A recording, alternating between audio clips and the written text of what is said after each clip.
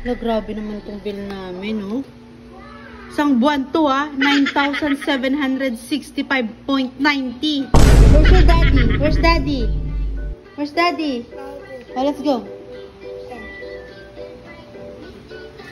Can you call daddy? Go. Call daddy, call daddy. Naka-aircon na naman siguro sa taas yun. Taas na nga ng bill, eh. Where's daddy? Call daddy.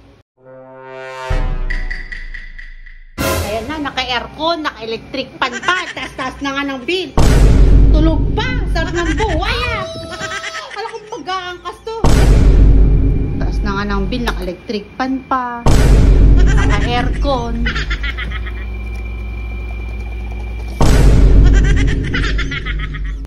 Pa, ganyan-ganyan ka pa. Bibi! 2 hours later. Wait. Ano? Ano to? Baby?